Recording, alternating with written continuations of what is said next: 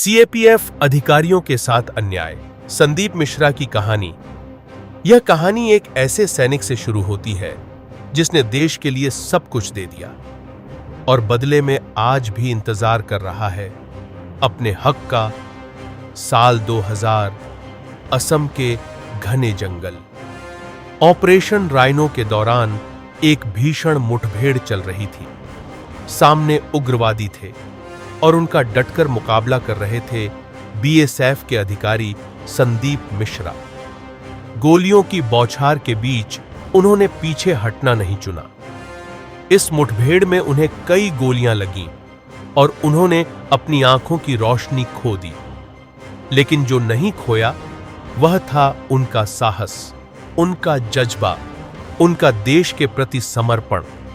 उनकी बहादुरी के लिए उन्हें presidents police medal for gallantry से सम्मानित किया गया।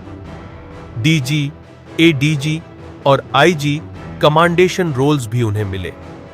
26 मार्च 2017 को उस समय के गृह मंत्री राजनाथ सिंह खुद उनके घर पहुंचे, उनके साहस को सलाम किया, उनके परिवार से मिले।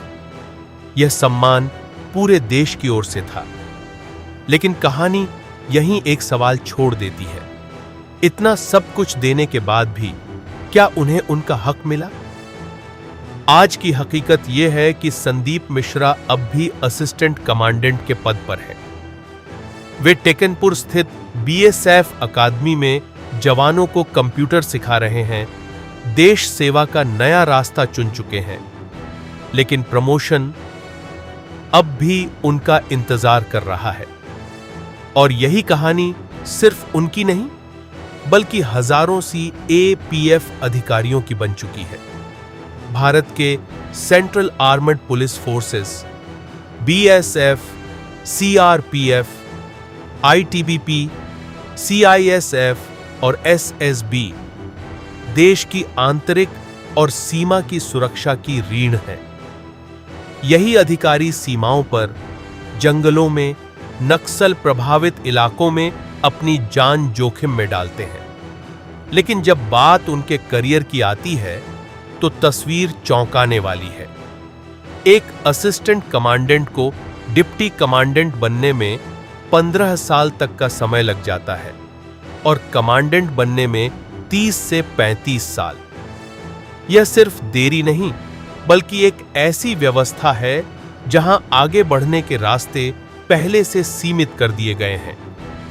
नया सीएपीएफ बिल 2026 मई 2025 में सुप्रीम कोर्ट ऑफ इंडिया ने इस मुद्दे पर एक ऐतिहासिक फैसला सुनाया।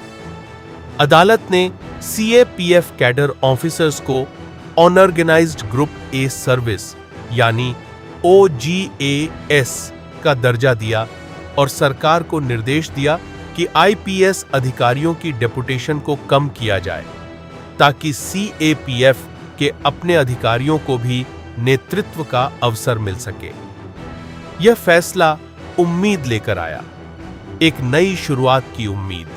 लेकिन इसके बाद स्थिति और जटिल हो गई। मिनिस्ट्री ऑफ होम अफेयर्स पर आरोप लगे कि इस फैसले को लागू करने में देरी की जा रही है। 2026 की शुरुआत में इस मामले को लेकर कंटेम्प्ट पिटीशंस तक दायर हो गईं। यानी अब यह सिर्फ नीति का मुद्दा नहीं रहा, बल्कि न्यायपालिका और सरकार के बीच टकराव का विषय बन चुका है। जमीनी सच्चाई और भी गंभीर है। सीएपीएफ के वरिष्ठ पदों जैसे आईजी और एडीजी पर बड़ी संख्या में आईपीएस अधिकारी डेपुटेशन पर तैनात हैं। कई मामलों में यह संख्या 50% या उससे अधिक है। सीएपीएफ अधिकारियों का कहना है कि इससे उनके प्रमोशन के रास्ते लगभग बंद हो जाते हैं। वे लड़ते हैं, वे नेतृत्व करते हैं, लेकिन आधिकारिक नेतृत्व की कुर्सियां अक्सर उनके लिए नहीं होती।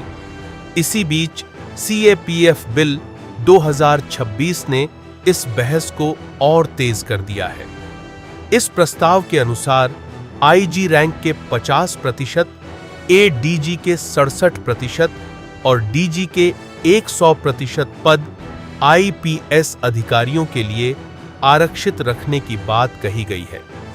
सीएपीएफ अधिकारियों के लिए यह एक बड़ा झटका है, क्योंकि इससे उनके करियर की ऊंचाइयों तक पहुंचने की संभावना और सीमित हो जाती है।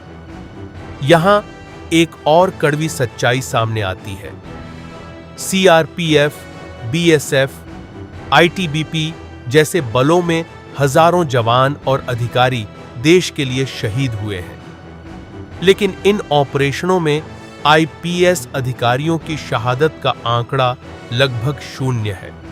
यह सवाल उठता है, जो मैदान में लड़ते हैं, क्या वही नेतृत्व के असली हकदार नहीं होने चाहिए? आज सीएपीएफ प्रमोशन क्राइसिस सिर्फ एक प्रशासनिक समस्या नहीं है, यह एक गहरा सवाल है। न्याय और व्यवस्था के बीच, बलिदान और पद के बीच, और उम्मीद और हकीकत के बीच। और अंत में सच्चाई यही है कि एक सैनिक की पहचान उसके पद से नहीं होती, बल्कि उसके साहस, त्याग और देश के प्रति उसके अटूट समर्पण से होती है।